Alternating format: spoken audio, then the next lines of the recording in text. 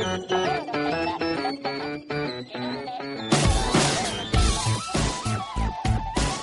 and welcome to another episode of No Such Thing as a Fish, a weekly podcast coming to you from the QI offices in Covent Garden. My name is Dan Schreiber. I'm sitting here with Anna Jasinski, James Harkin, and Andy Murray. We're also joined by special guest Rufus Hound. And once again, we have gathered around the microphones with our 4 favorite facts from the last 7 days. And in no particular order, here we go. Starting with you, Mr. Hound. Well done. Twice in its history, America has been run by a shepherd. Wow, really? Okay, so we got that fact through, and I have no idea what that means. What does that mean? Twice, the resident of the White House has also been a keeper of sheep. Oh. The first of them was Thomas Jefferson, who, when he lived on his plantation, had corn and wheat and tried to rotate them, but found that the soil was rapidly blitzed, essentially. Yeah. And then realised that sheep were the way forward, that they fertilised the soil, they were super animals. And so when he was president, he actually brought sheep with him to the White House. And the ram that he was most pleased with in terms of the sheep that he thought would become America's sheep was a Shetland ram. Now, in the early days of America, when we think of the White House, we're obviously thinking of something behind layers and layers and layers of security. Yeah. But it used to be a house, and you could walk on those grounds. So the sheep were in the White House grounds, in the lawn and whatever, but this ram was incredibly violent. There are official letters from William Keogh, who states that he was left black and blue by this ram, and in another letter it transpires that actually a small boy was killed by one of Jefferson's rams. Yeah. Oh, man. Very hard to imagine that happening today. Today with the White House. But that's true, because I was looking into when George Washington, because obviously he was the first resident in the White House, and it was exactly like that. Like, people could just come and go however they wanted, and he had to put a law in that stopped people just wandering in off the street to go, hey, how's it going? He said he'd be doing work, and people would walk in just going, hey, I was just passing. You going good? It seems to be going great. Bill Clinton was attacked by a sheep, wasn't he? Oh, do you remember that, Andy? We were talking about that earlier, weren't we? Yes, and I can't remember when he was. It was as a child, and he's ever since been scared of sheep. Really? Yeah, apparently. He said it was the awfulest beating I ever took, but I don't know if that was before or after the whole moniker affair. The other president was Woodrow Wilson. Oh. Okay. Who, when he declared war on Germany in 1917, the ground staff, by this point there were ground staff for the White House, and because it was, we are one nation, he freed them to all join the American military and bought sheep instead, because the sheep would nibble the grass and it would be a sort of cheap upkeep. I mean, they can't sculpt hedges as beautifully as some expensive White House ground staff, can they? I read that they were as replacement for all of his garden stuff. Kind of an insult, how good are they at planting, a nice bed of roses? Yeah, but to be fair, they are definitely much worse in a war. That's true. than human men. Very hard, sheep spies. Did you hear something, please? Did anyone call him Woodrow Wilson? Well, at the time, they should have done. They were known as Wilson's Woolies. Oh, nice. Really? Wow. And the ram of this flock was incredibly well known. He was known as... Was that Old Ike? Old Ike. Yeah. Yes. Who... Smoked. Who loved tobacco. And anybody who dropped cigar butts in the White House grounds, he would make a beeline for them. I don't think he smoked, really. No, that was an exaggeration, you're right. He was chewing the tobacco, wasn't he? Yeah. One interesting thing about Woodrow Wilson is he had a stroke after the war. I think it was in 1919 or 1920. And his wife took over the de facto running of the country. And she was in charge when the 19th Amendment was passed, which was votes for women. Really? She wasn't officially the president, but she was like a de facto president. That's amazing. God, so that sort of invalidates the whole votes for women thing, doesn't it? There wasn't even a man in charge at the time. Right, we're going to have to go back and recount all the votes.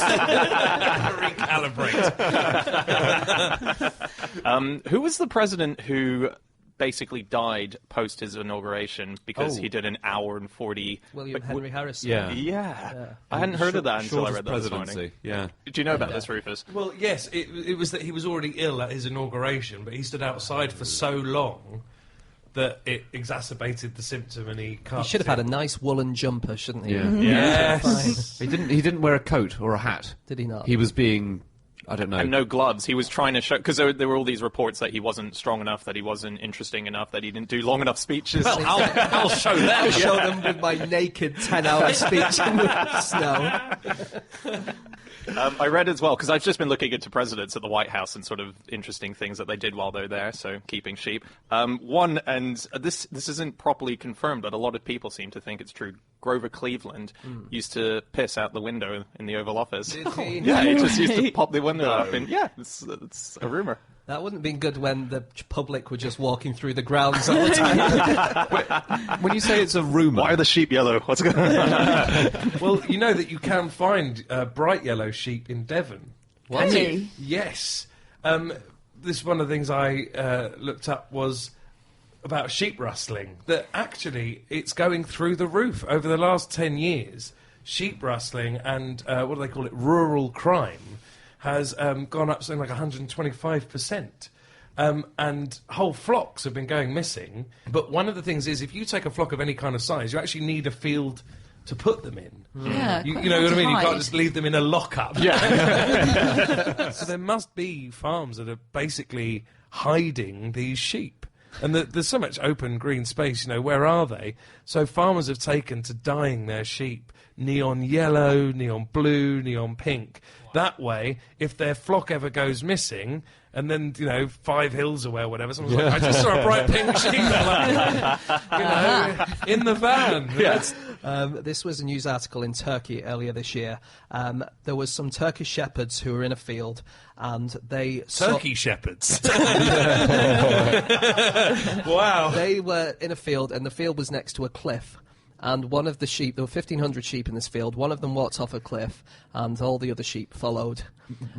So all 1,500 sheep in this village fell off a cliff. And the first 400 died, but then the next 1,100 survived because they landed on the dead bodies of the sheep below. Oh my God. I mean, I know that sheep are quite fluffy, but I didn't think they were that fluffy. I still think if you landed at speed on a sheep, you'd be really badly hurt. You would think so, wouldn't you? They're not like clouds, you know. But define fluffy. Like 400 of them had to die first. Mm-hmm. Yeah, that's Surely, true. if you pile 400 hedgehogs off a cliff, like the 401st one's going to basically be landing on meaty squelch. Meaty squelch does make it sound like a less appealing prospect than the big ball of fluff that I was envisaging. Have we ever mentioned on the podcast the idea that sheep just used to shear themselves? What? They just used to What, and then got lazy? They used to shear each other, is what you mean. No, they used yeah. to shed their wool on their own, and we've bred it out of them because we've wanted to make it a thing where we could do it when we want. Well, sheep peeling is going to be a thing in the future, where you kind of put a protein into the sheep, and it makes the wool kind of detach itself. And then instead of shearing it, you just kind of peel it off. Is that like an apple, and if you peel it off, can you throw it in the air, and whatever letter shape it lands in is the initial of who you're going to marry? Worth a try, Anna. I mean, I know eHarmony isn't working for you. I've been through so many apples, it's just not working. Do you peel it in one big chunk, or...? Yeah, I think that's the idea, yeah. Or maybe you just make a tunnel out of the scratchy side of Velcro and run the sheep through and come out bald the other end. Fire it through, just cannon it. Well, could we get that for us? So you could get all that fleece off your- instead of getting your hair cut, you just inject something under your skin, and then Yeah. you just peel your whole hair off, and then it saves time. Yeah. for I the mean, next- middle-aged men around the world are spending billions of pounds trying to do the exact opposite of the thing that you've just described. Yeah, that's the most redundant invention. something to make men bald. Yeah. Order now and get these 3 impotence pills.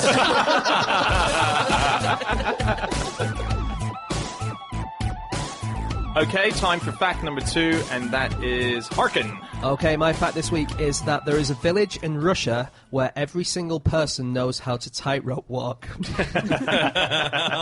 Is it just a coincidence? Like, they in a pub one day, someone was like, do you know I can do this really weird thing? And then everyone's like, oh my god, me too. Yeah, like they can all wiggle their ears or something like that. That would be good. No, this is a village called Sovkla-Edin, and it's in Dagestan, so it's in the south of Russia. And the population is about 400, and everyone knows how to tightrope walk. And the most popular story of how it happened is that 100 years ago, the young men had to go to another village to find girls, and to do that, they had to go up and down a mountain. And instead of doing that, they would set up a tightrope walk, and then they would do it. But the most likely explanation is it was just bad weather in the area, and they needed a fix to get over rivers and things like that. And so they did it when the footbridges would get washed away. They would use tightropes. Wow. Yeah. But what's interesting is, so you say 400 people there. That it's. I read the article as well, and it's quite depressing because this guy's saying we used to have 7,000 But they all people fell here. off. Actually, only the first 2,000 died. No, but yeah, he's really upset because this was the place for tightrope walking, and now it's endangered. It's an endangered tightrope walking village, and he's saying we have no funding. So if anyone wants to start a Kickstarter for them, they need money. Actually, all the villages in Russia are pretty much empty these days. Everyone's gone to the cities, and I think there's hundreds of thousands of villages with fewer than a dozen people in them now in Russia. I have a fact on that. Oh, do you? Which is that there are 23 villages in the Krasnoyarsk region with only men in them. Really? Yeah, and the article about this from a Russian website says that several have only one resident, which I don't know if that makes it a village or not. I think that's almost been demoted to a hamlet by that point. It's just a house, isn't it? It's just a bed sit, yeah. But weirdly, in all of those villages, Top Gear absolutely. But to the opposite of that, you said that's a town full of men, Yeah. right? There's a town of only ladies in Brazil called Noiva de Cordeiro. I can't say it properly, but right. there's about 600 women in this town. And the reason it's only women is that the men go away during the weekdays and they work and they only come back on the weekends. And as soon as you hit 18 as a boy and you become a man, you have to leave the village. So it's an entire town full of ladies. And it's been advertised as like singles ladies looking. So are you suggesting we maybe build a tightrope between Andy's all-male village and your all-female village? Yeah, I mean, that's a long one. It's a long but- walk, but you've really earned your woman at the end of it. I mean, it's a long way, but it is in a straight line. This is just a village fact. There's this little village in Kazakhstan called Kalachi where this sickness has just afflicted a quarter of the population, which is a sleeping sickness, where people keep inexplicably falling into brief comas. So people keep on just falling asleep. They have complete memory loss. They're left with kind of dizziness, nausea, headaches, and no one knows what it is. They just keep passing out. It's near a uranium plant, so people have wondered about that. But apart from that, it's a completely normal little village. No explanation for these very sleepy people and these very bright yellow sheep. I was looking into because I love that idea of everyone in the village does a thing. So I started looking into villages and towns where everyone does that one thing. Okay. And I found a couple. So one is that this is quite nice. There's a town in Spain there's only 318 residents, and they've all been scanned as 3D models. Every resident is a 3D toy now. Wow. And you can go and look at the town of all the people living there just as 3D models, which is quite cool. Yeah. There's a really good one, which was in Jakarta. An entire town, basically the police took and decided to burn 3.3 tons of marijuana because they're like, we're taking this away. They got an entire village high because the wind blew the smoke, and so this entire village were just off their heads for ages. Have you seen that video of the BBC reporter trying to do the link next to the pile of burning heroin? That's amazing. Wow. I mean, Google it now. Pause this podcast and go look at it. He literally cannot hold it together past the first 4 words. It's absolutely exceptional reporting. So good. Yeah. Some stuff on tightropes? Yes, yeah. Why not? In 5th century France, the tightrope walkers were forbidden to go near churches. for some reason. Was it in case they set up a line? Because some people did go from Notre Dame's to towers to between them. That was a yeah. big thing in France. No, it was mostly like the church used to look down on actors as well. And, you know, You can't look down on a tightrope walker, or That's true. they're doing it wrong. But the thing is that all the fairs were held near churches, and the fairs were the places where the tightrope walkers did their thing. So basically, it was a ban on all of tightrope walking in the 5th century France. Didn't work, did it? We've still got it today. Yes. Does anyone else find it really surprising that it was was it last year or the year before, that someone walked on a tightrope across the Grand Canyon? Seems like the most obvious thing you do. Oh, as a yeah. tightrope walker. And That's then a Nick very long Wallenda way. was the first. But it's so obvious. It's so obvious. I like the fact that they had to put a 10-second delay that was shown live, except that there was a 10-second delay on the footage, wasn't there? In case just he in fell. case something happened. So I don't know what they would have done. I guess they just black out the program and go, well, that's done. On to the next. So Nick Wallenda is a very, very famous tightrope walker, but you know he's from a family dating back generations of tightrope walkers. So the Wallendas, Carl Wallenda was one of the most famous, but he was going in the 1920s, and he set up one of the hardest things to do is a human pyramid on a tightrope, unsurprisingly. So you have two walkers on a rope, one in front of the other. They have a bar on their shoulders, and you have a third walker on the bar. Wow. It gets even better. The Wallenda family did a 7-person pyramid, right? So you have 4 men at the bottom going in pairs. There are 2 lines. Yeah. So you've got a square. They both have a bar on each of them, and there are 2 men on the next level up on each of those bars.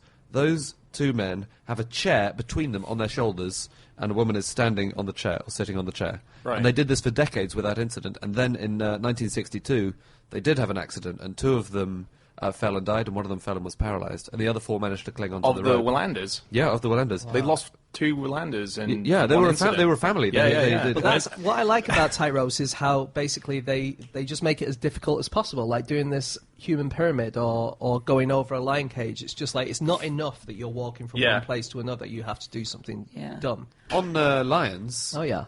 Blondin, who was one of the great tightrope walkers ever, he once did a tightrope walk with a lion cub in a wheelbarrow. So he combined the lion and the tightrope. Wow. Yeah. But that was very dangerous, and he very nearly fell and died because lion cubs are not light, Yeah. and neither are wheelbarrows, and obviously the lion, will bend a bit, or it'll dip in the middle because you've got a wheelbarrow and a lion. What you want to have is a wheelbarrow with 2 giraffes in it with the neck sticking out either way. Okay, I found someone called William Leonard Hunt who performed under the stage name The Great Farini. One of his best ever tricks, this was in 1860, was crossing Niagara Falls with a washing machine tied to his back. and I don't know what that would have looked like, because in 1860 they didn't have modern washing machines. It wouldn't have been a massive one like we have. But in the middle, he stopped to wash several handkerchiefs, and then when he got to the other side, he gave them to his admirers. Yeah. I don't know. It feels like washing machines would have been bigger in those days, like those massive ones which you open at the top and you shove all your stuff in. Yeah. Yeah. Well, like hang on. Surely it was just like a bucket with a mangled screw. Exactly. I think your idea of what these washing machines are is like they're only one step up from the Flintstones. It was pterodactyl with a mouthful of soap. Is this the same guy, or is it Blondin who did the tightrope walk over Niagara? Where That was Blondin. is it Blondin? So he went over with his son strapped to him at one point, With his and- manager, giving his manager a piggyback. Piggyback. Yeah. I read a report where they said that they didn't like the safety side of that because someone else could get hurt. So could he instead cook an omelette when he goes out And he next did. time? Which he did. Yeah. But how did he cook it? Well, I've how do you never make that known suggestion? He had a little stove. He had a miniature stove, and he had a pan. And to be fair, he didn't just fry an egg or something. He made an omelette. Right. What kind- Yeah. Chopped a few Chives, yeah. All needs cumin. Had to go Yeah. back. Yeah, so it's only a little stove. It's not like an Arga he was carrying on his back. No, or he something. took a full kitchen on his back. Yeah. So Nick Wallenda says he refuses to use a safety net. Says he never has done. He's had to once because he had to by law. It's when he was going over Niagara Falls, I think. And he says, my great-grandfather taught that safety nets offer a false sense of security, so I never used them. I mean, how false is that sense of security? Are they just a Are they just an illusion? Well, no, safety but nets? I met Philip Petit once years ago. Philip Petit was the guy who walked the Twin Towers. Oh wow! If you've seen Man on Wire, that Yeah, it's documentary. terrifying. And so he came, the QI used to have a building in Oxford, and he came and did a book signing there. How did he arrive? Do you know what? He starts all of his speeches on the top of a ladder. So he came in and he was like, "Do you have a ladder?" And so we got him a ladder. And so as everyone came in, he was just perched at the top of the ladder. And someone asked him in the Q&A section, at any point when you were walking between the Twin Towers, did you think, "Oh my God, I'm going to fall"? And he got furious at them. He said he doesn't acknowledge the idea of falling. He said that you would never do it if that was even thought to be a possibility. And then he said, "And if I did fall, I would fly." I thought, okay. There's a thin line between confidence and mental instability.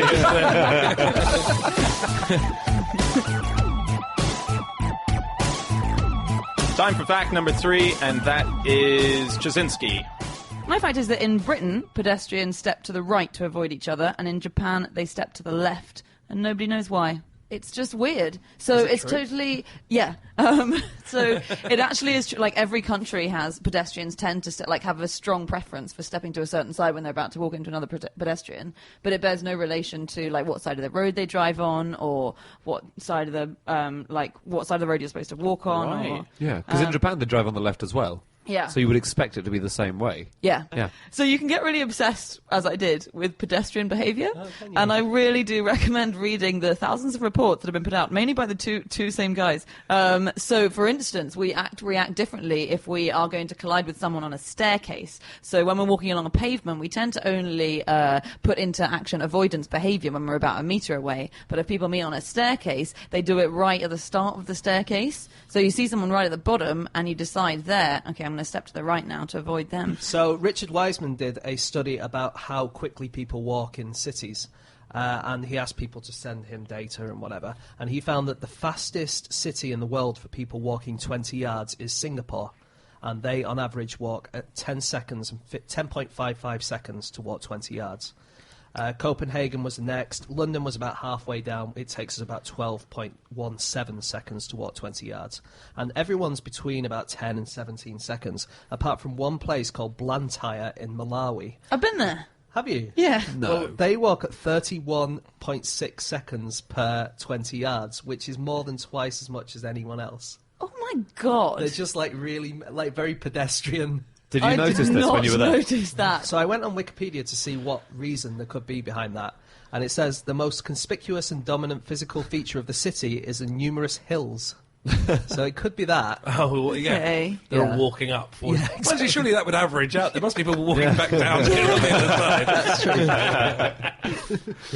side. Just with things going right and left, I read a thing, and actually, Rufus, you might know more about this because you've done a lot of stage acting. Villains exit stage left. Yes. Is that a true thing? It's in pantomime. Okay. More than in sort of all theatre. But yeah, obviously the Latin for left was sinister.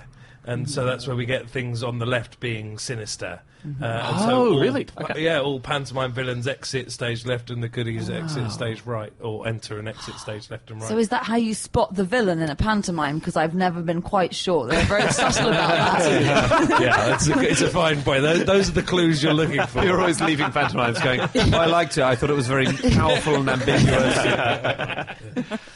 But yeah, so I read that even Hergé with Tintin, he used to do that as well. If you would face a certain way, so you would face right if you were progressing as a character, and then you would face left if things were suddenly going against you. Yeah. Didn't we do something about cowboy films? Yeah, we did. That the good guys go from left to right, I think, on screen. And really, this is in really early cowboy films, which is mostly, it's... Yeah. And also, usually, the bad guy dresses in black, I think, and the good That's guy definitely dresses in true. white. Yeah. That would have been a technical thing, wouldn't it? And like a cultural thing. Yeah. That in black and white. Have you seen the old makeup that film actresses used to wear in black and white movies? Oh, I think... So they had, like, green paint on their faces, and then the lips were, like, bright blue, because the way it registered on old chromatic black and white film was that it looked most likely to be That's very like cool. red and things were registered in that That way. must have been so hard to act. Is that why they're all a little bit less believable in black and white films? Because Laurence Olivier is looking at some like fluorescent-faced clown going, "Darling, I love you very much. You look ridiculous." I read horses apparently are better at running if you have a racehorse. Than the humans. Yeah, they're just No, it depends over the distance. True. Yeah, Yes. there is an annual man v horse race. In Wales, isn't it? Yeah, and we kill it over the 10-yard dash, but We kill it. Well, then obviously we win. The way that works is it's round lots of tight corners, isn't it? And so Yeah. the horse struggles to get round those. and there are the bits of human up can. and down, Yeah, and yeah. sort of it's done in a way that makes it almost equal between human and horse, which is quite exciting. so who has it always been? No, a the human won winning? it for the first time about 4 or 5 years ago, Yeah, didn't they? I think it's generally the horse that wins. Yeah. Right. But yeah, apparently if they go one way around the racetrack, it's an advantage to most horses. If you suddenly sent them around the other way. Oh, really? Because, there's something about being right-footed. Most horses are right-footed, so Yeah. you learn, like anyone knows if you've ridden, that when you go into a canter, you have to get it on its right leg. So you have to, when you're trotting and you go into a canter, you have to sit down at the right moment. Otherwise, you're on its wrong leg because they're right. Most of them are right-footed. So, and you can tell it feels wrong if you sit down at the wrong time. You can feel that it's really awkward. Very weirdly, looking into pedestrian behaviour for this, I found an article on the Chicago Tribune website which said, in Britain, simply stepping off a curb means pedestrians walk a tightrope.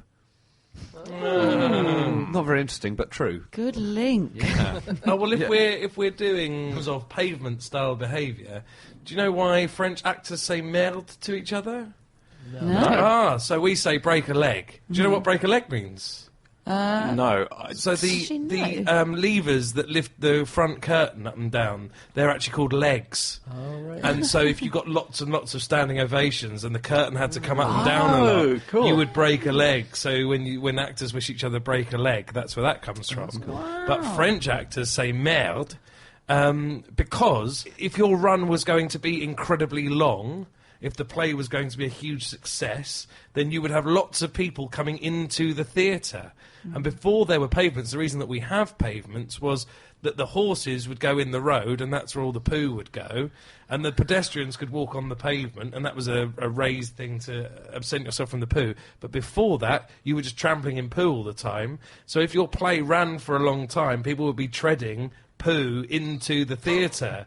So French actors wished each other merde, meaning drag a lot of, Make I hope that shit your covered. theatre is full of shit. It's so great. Who came up with, they must have had an actors' meeting that lasted about 3 hours going, well, the process is the horses are outside for ages and so they poo and then Probably, I doubt there was a meeting. There wasn't a meeting. Like someone, I take that someone back. came in and said, okay, there's news from England. They've got this new break a leg thing. We need to get onto this now.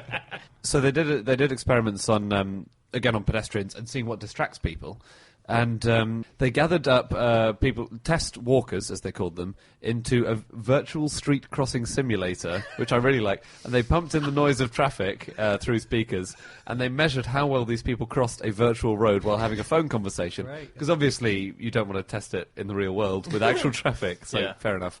But it was a real phone call, so they were speaking to one of the scientists. And they did look both ways when they were crossing this virtual road, but they still were walking much more dangerously. So they had less time to spare, they missed more chances to cross safely, and they had more close calls. And I love this. Some even got hit by a virtual car, the researchers reported, which is kind of the best car to be hit by, but still. And they compared it with doing other things. So listening to music seems to distract people much less, maybe because it's a song you know, I don't know, or maybe just because you don't know what the other person will say. But also, it's as distracting to talk on your mobile phone as it is to do complicated mental arithmetic while you're crossing the road. Right. They have the same effect on your cognitive ability. But this is why they banned being on the phone while you're driving, holding the phone to your ear and things like that, wasn't it? Because largely it seems that your brain processes language. Like the way in which your brain processes language interferes with your other processes in a way that listening to music doesn't. Which is why, if you're studying but you want music on at the same time, you should listen to classical music or dance music without a vocal. Yes. Because the moment there's a vocal, your brain Yeah. processes get confused. In Chongqing, in China, they've now got a cell phone lane on pavements so that people who are using their phones go in that lane. So I guess at least they just bump into each other. Wow. Some theatres in Broadway now have a cell phone section of seating so that you can tweet and look at Facebook while the show is on. That makes so much sense. No, it doesn't. terrible. No, it does not. Well, no, I mean, it's abhorrent if you're a sort of pure theatre goer. If you're on stage, but yeah. Actually, there are some suggestions that producers are quite keen on this because people do spend time, it turns out, tweeting about how much they're enjoying the show and its bars and things like that. So they've got roped off sort of sections that, you know... I'm anti this. I'm think very it's anti a as good well. now. I don't want to sound archaic and with Andy on this, but that is disgusting. The last thing anybody would want to be with Andy on it.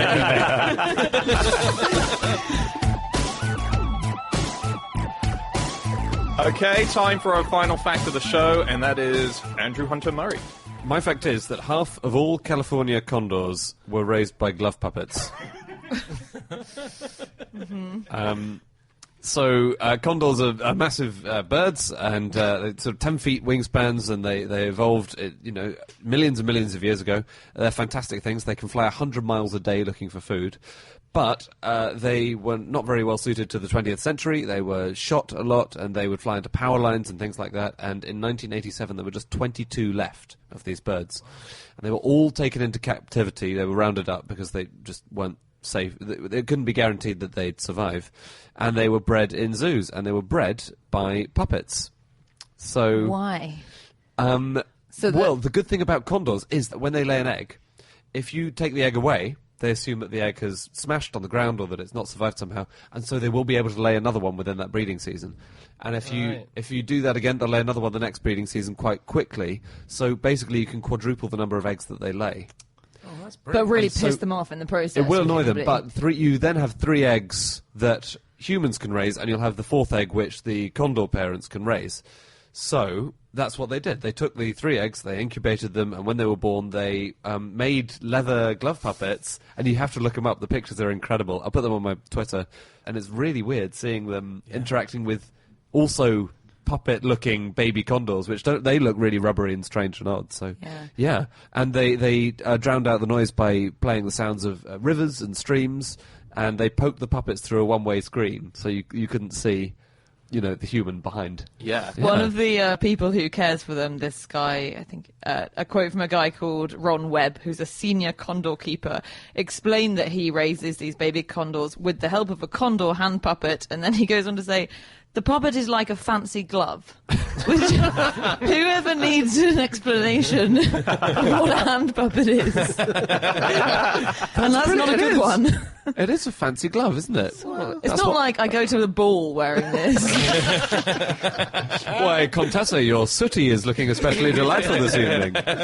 Hey, speaking of sooty, I looked into sooty because I was just going into glove puppet territory. Do you know how sooty came about? Does anyone know the origin story of sooty? It was Was he Harry. bitten by a radioactive...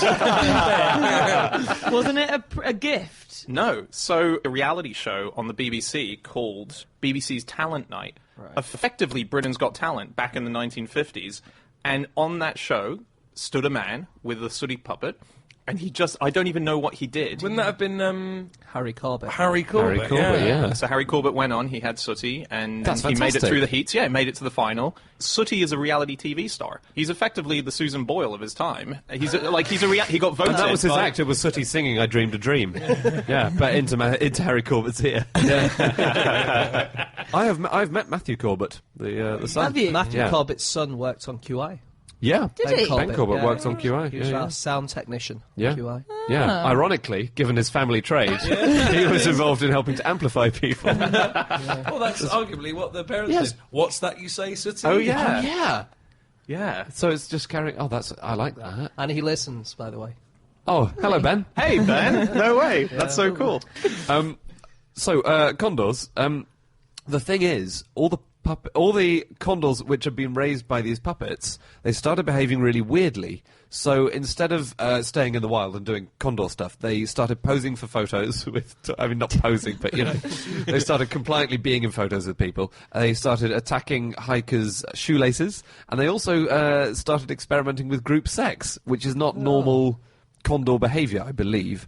Hey, who are you to judge? Oh, yeah, normal, sure. Jeez, get over yourself, Grandad. So the theory was because they hadn't been raised by wild birds, that they didn't have proper role models for how to behave like a condor. But the puppets, the cranes, because they've also done it with cranes, and when they did the puppet rearing with cranes, the puppet-reared cranes would often abandon their eggs days before they were due to hatch.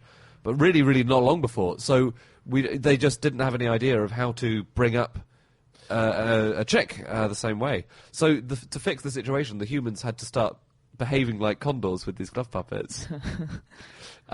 So that's when they showed them the screens. But also they would sort of this isn't nice, but they had to sort of hit the child condors a bit, the chicks, when they misbehave. That must be the weirdest thing, slapping a condor. And being paid to do that, because that's not a voluntary job, you know.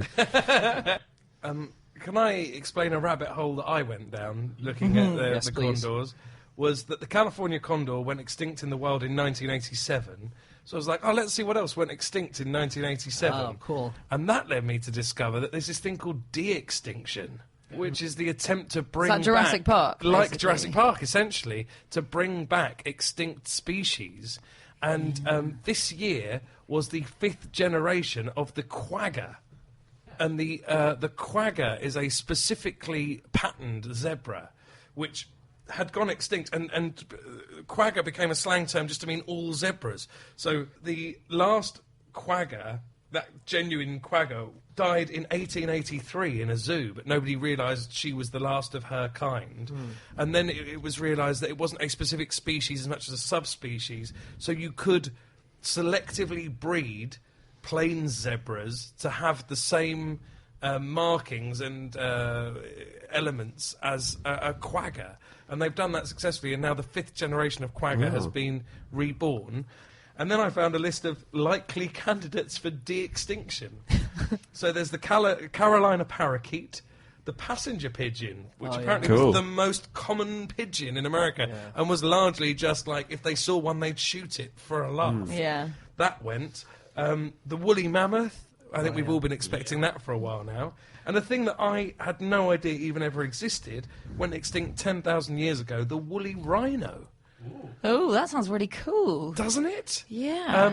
but Should have farmed those. That would have been much more efficient than sheep. Yes. Just peel a rhino. Yeah. God, it would have been very hot, though, wouldn't it? The rhino? Must have been just hot. Is that what made it extinct? It's just too hot. Yes. Yeah. What's the use? To this. So one thing about surrogates is for giant pandas, they sometimes use rabbits.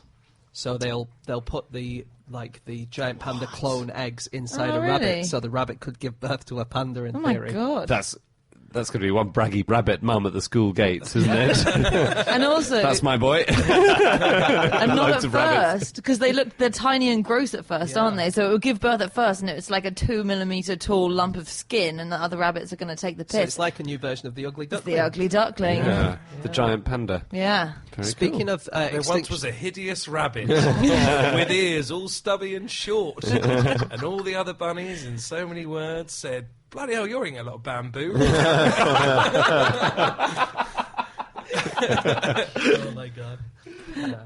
Just back to condors very quickly. They don't eat for days because they fly and they obviously go for huge meals. So they'll look for the carcass of a deer or whatever. And when they do eat, sometimes they go overboard on it, eat too much that they can't actually take off again. Yeah. So that's true? That's how they used to catch them in South America and stuff. They would put like a dead horse or something on the ground, or a dead animal, and then the condors would come down and they eat so much that they couldn't eat anymore, and then they wouldn't be able to fly because they were so heavy, and then you just sort of run after them and grab them with a noose and then pull them off. And often they try and fly and they throw up because they were so exhausted and so full. Is that an evolutionary response? Because the reason that we want to wee when we get nervous is supposedly because there's I think, a reptile.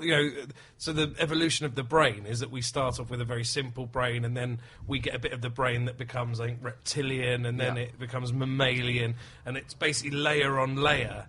And the reason we want to wee when we get nervous is you want to make yourself as light as possible, so that when you start to run away, you can get further. I would think that would probably be the same with the condor, wouldn't it? Like you throw up because you want to. Yeah. Then you'd be lighter, and then you could arguably get away. Or there's some animals that throw up so that something chasing them will eat whatever they've thrown up instead of eating them. Yes. a diversionary vomit. Yeah. So when eating corpses, condors always start with their eyes and tongue, which is their favourite part. Oh. You don't know that. It might be their least favourite part, and they're just getting it over with. That's so you true. Eat your eyes and tongue, young lady. Well, can't I just eat the heart? No.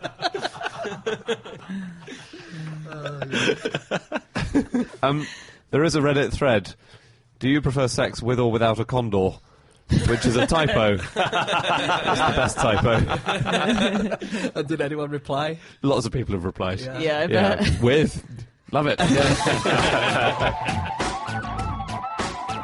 Okay, that's it. That's all of our facts. Thank you so much for listening. If you'd like to get in contact with any of us about the things that we've said over the course of this podcast, we can all be got on Twitter.